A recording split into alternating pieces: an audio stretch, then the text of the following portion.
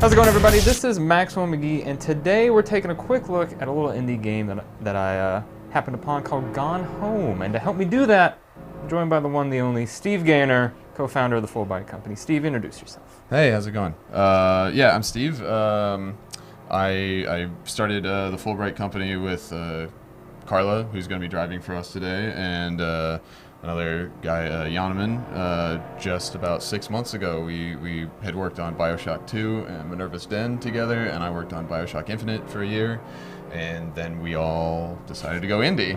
So we moved up to Portland and started working on this game. So what we're going to look at today is the first like 10 minutes or so of Gone Home, which is a game that is all about exploration and discovery and investigating this house that people are supposed to be here and they're not, and you are discovering the mystery of where they've gone and what happened here. All right, well, let's dive right in. All right, go ahead.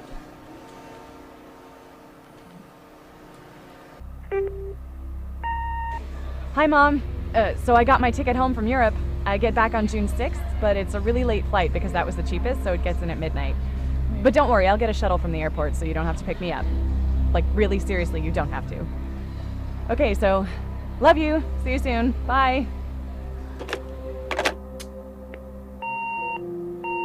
So at the opening of the game, you're hearing this answering machine message that was left by, you'll find out, the player character. So you play as a character named Katie, who has been away from this house for a year. Her family moved into this house while she was away. So you're coming back here after a year away from the family. You don't know everything that's happened, and you get to the house. You expect your family to be there to greet you, and they're not. So sort of set up the general play style that we're going to be seeing here. Sure. Obviously, we're not shooting any giant aliens or things like that. Right. As I'm like, oh. Definitely. So the game is all about being able to basically explore this house the way that you would if you were really there, right? Like it's not a like hardcore simulation, and we're not going for the holodeck or anything. But our intent is to make this place feel like a real house where people really live, and give you all of the tools to examine it by like any drawer or cabinet or door in the game you can open, and you can look at what's inside. You can pick up things, like this Christmas decoration. And we can discover that it did cost them about $6 to buy the goofy Christmas decorations. And you can turn it around and look at it and try to find relevant information that'll lead you further towards the resolution of the mystery. Like here, you picked up that key that was hidden under the duck. And you can examine your inventory. You don't just find, okay, I have this key, now I can open the front door, but you've also got your passport and your boarding pass from the trip you went on. You discover, this is who I'm playing as, this is where I've been, completely through the objects that are in the world, not it's not a cutscene. Yeah, or just like a block of text thrown up on the screen. Exactly. It's not a text crawl at the beginning that's, like telling you, here's who you are, your age, your, name and everything. Everything about your understanding of the story comes from being in this house and saying, like this Kleenex box. It's not like important, but we came from a standpoint of, well, if you were here, you could pick it up. And if you picked it up, you could look at the underside of it if you want. And plus, if it was just the important things that you could pick up, exactly, then that would be kind of right. Be a little limiting. Because like in this drawer that Carla opened, there's a bunch of junk in there, but there's also this note that you can look at that has a hand-drawn map on it and some notes where you find out, okay, like mom works at this forestry station, and it's kind of far away from the house, and we don't have to give you a character profile of who is mom. It's like you're sort of building that yourself exactly. as you explore. And there's stuff that it can be more like hidden away. Like this fell behind this counter, but you go back to the front page of it. It's like, okay, this is a 17th birthday card, and then goofy card, and you open it up and it's addressed to Sam. So okay, there's someone in the house that's named Sam, that's 17 years old, and that kind of stuff. And so like every clue that you find, every piece of the puzzle has a greater understanding of who are the people who lived here, what happened to them. Now, does this, maybe jumping ahead a little bit, but does the mystery of what happened change between multiple playthroughs? So the what we like to think of as far as like how each playthrough is different for the players of Gone Home is not that there's any randomization or that we, like change what objects are where, or, like what happened in the story between playthroughs, but that we don't tell you that you have to, go anywhere or look at anything in the game. Like we don't. There's never a quest objective that pops up that says no go, big arrows right, pointing that this says way go look way. in the bedroom. You have to find out about these characters, and we're making the house as dense with stuff that you could find if you explored carefully as a house that someone lived in might be. So the difference for two players is like Carla, if you go back to the entryway, kind of stand in the front door. And like turn around and look into so you can see there's a big set of stairs here with with an open door at the top, but if you go forward you can see there's a family portrait on the wall over to the left and stuff, and there's a door that way too, so you can explore upstairs or downstairs. You can basically inhabit this house the way you would if you were really there. And so the difference will be in one player says, oh, I went upstairs first, so I started like kind of in the middle of the story and had to fill in the pieces in the back. Or someone said, oh, did you find that note that was in Samantha's room? No, I didn't even see that. I didn't realize. And then that, depending on what you find, maybe it changes your interpretation. Exactly. Like it's the interpretation is really important. So like, for instance, here you find these boxes, right, that are like, okay, people haven't completely unpacked, right? And you open up this folder. You click on it, and there's a moving receipt. So, if you want to dig in closely to this, you're getting some concrete information that says, oh, who lives here? They moved in. Where they moved from? Oh, this is the address where we must be. Terrence Greenbrier. That's probably like the name of the dad or whatever.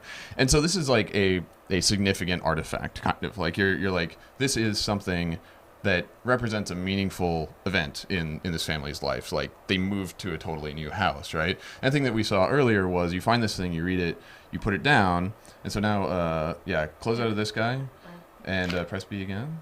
B? Yep. And now press Y, yeah. So much has changed. New house, new school. Worst of all, my big sister's gone for a year. It doesn't feel real. But I'm not gonna let it change me. I used to tell my sister everything. And if I can't do it in person, because she's off gallivanting around who knows where, I'll tell it to this journal. Just like I was talking to her.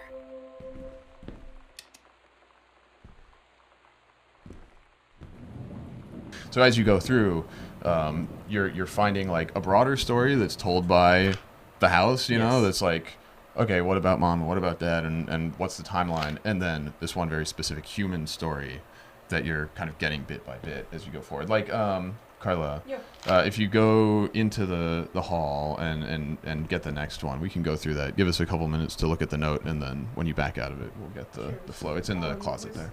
Over here. Yep. So everything's interactive. You can turn on and off any light that you encounter, and like, here's another note that you find. Oh my god. You are so lucky you finished high school before we moved into this house. So, it's the first day of school, and there I am, introducing myself to the class. And I say that I just moved into the house on Arbor Hill. All of a sudden, every kid in the room turns and just stares like I suddenly transformed into a mutant. I just stood there, wishing pretty hard for a rewind button. Because now maybe nobody knows my name, but they all know who I am. The Psycho House girl. Great.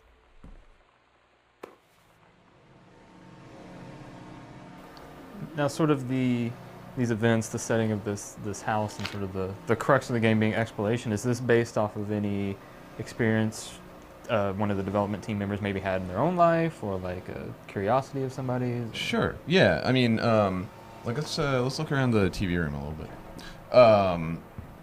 There are a lot of inspirations as far as like what you do in this game, and why we wanted to make a game that was about exploration for its own sake.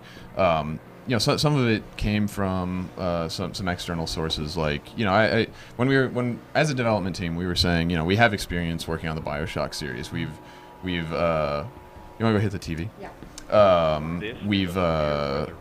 We've made these first-person games that are like an open structure, very player-driven kind of game. that's about exploration, about discovering story. But you know, we're an indie team that is small, and we have to kind of focus on like what can we do. You know, we can't do combat and characters and cutscenes, all that kind of stuff. So if we're gonna make a game that focuses on just, okay, there's a place you can explore and you can find out the story by interacting with it, by discovering it yourself, what's an interesting setting for that? You know, and we thought to ourselves, well, you know, we're not going to make a ton of square footage, right? We're not going to make miles and miles of space. We're not going to have the fire level and the ice level, and you know, you go to 3 continents. Underwater level and the snow level. Exactly. We have to say we're going to make one place, and we're going to really make it count that you can explore this place. You make can it very find, dense. Yes, exactly. There's tons to find, and everything seems like it has like significance to it. So we're like, all right, a house that someone lives in, right? Like you live there for even a year, and it's just filled with this evidence of who was here, what happened to them. And so then the deeper version of it, or the more specifics of like the setting and the time is you know, we were kind of like have as modern and contemporary and relatable of a setting as we can. You know, if it would be awesome to make a game that was set in the present day, but then that would short circuit our need to have all these physical notes, this evidence of like, you know, otherwise like, you'd just be reading over email logs exactly. and chat you logs. You get past a point and it's all text messages, you know, and that's no good. So we were like, what's the point where we can still make the game we need to make, but make it feel like familiar? And we we're like, I guess in like 1995, you maybe wouldn't have AOL yet, you know, and so we had to say, okay, well, we're simulating the 90s.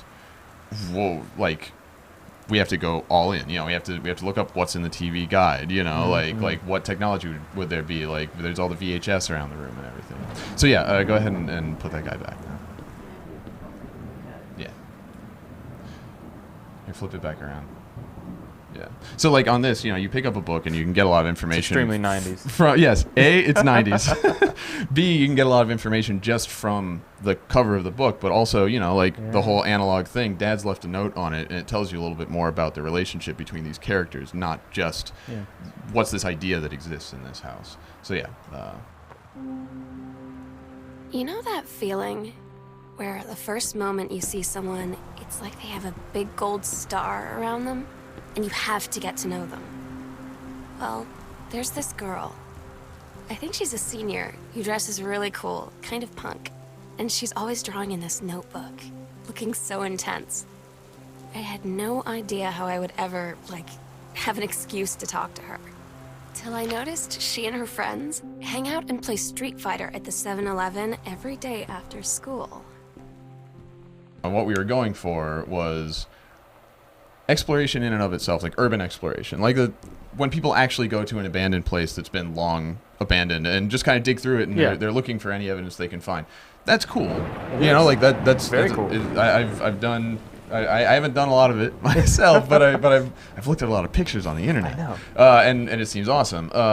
But that said, for us, it was really important for there to be a personal connection between the player and the character they play as and the rest of the characters in the story. So you don't just feel like you are a you know, like dispassionate observer. Yeah, just like the outsider coming in and just looking around. Exactly. That's just sort of like, well, I guess I'm just doing this to do it. You're like, these are people that matter to this character. And so there's a relationship between Sam and Katie and the parents, and the player character's been away for long enough that they've kind of lost track of what's been going on with the family, and now they're rediscovering essentially what has happened in their absence. You want to go into the music room? I think so. Do you imagine when you have somebody new sit down to play this game, do you want them to go start to finish all the way through in like one setting? I mean, it would definitely be possible. Like we or do you imagine it being something more broken up? I think that any of it is, you know, however someone wants to play is totally valid. Like we made, you know, when we were working on Minerva's Den, you know, that DLC is, you know, about 3 or 4 hours, give or take, and we were really happy with that length for an experience. You know, like because it's digestible. Like you could say, how am I going to spend my evening? I'm going to start Minerva's Den. I'll get all the way through it. I'll finish the story, and I'll have this sense of closure. Like, I actually, accomplished something, and like, that was a good experience. So, like, we would be happy if we can do that again with Gone Home. I mean, that's the scope we're looking for. But also there is a ton of variability and a lot of... There's so much in the house that if somebody really wants to say, you know what, I'm going to take tonight and I'm just going to explore the downstairs and find everything I can. All right, that's great. I'm going to, pick back up tomorrow and go upstairs and really inhabit the house and just kind of, live there for longer and really just mine all of everything to discover out of it. I think there's also the potential for that. You want to check out the record player? Yeah.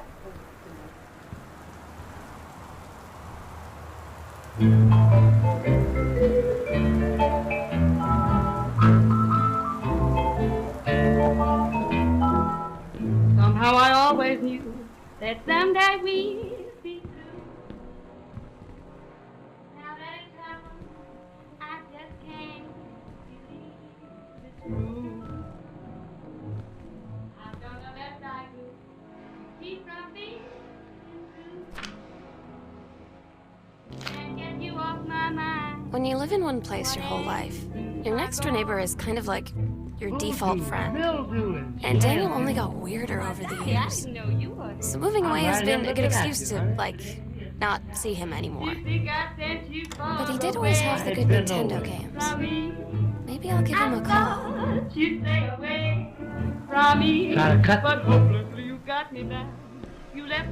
I hope that people that are really into games like we are, that have played a ton of big AAA games and small indie games and games that have all these different experiences in them, who are looking for something a little different. The way that we are, that we say we play these big AAA games and stuff that give us these amazing worlds that are beautiful to look at and that are filled with all these amazing things and make us want to really inhabit them deeply and really understand everything about them and be able to open every drawer and find out everything, and not just the big fat audio diary that's sitting on the counter or the one piece of narration that fires when you complete the level, and go more deeply into the experience of that world. That's what inspires us. So that's what drives us. And so we hope that we will be able to connect with players that want to be able to invest themselves in a game world and interact with it as deeply as possible, because that's what we're trying to get across.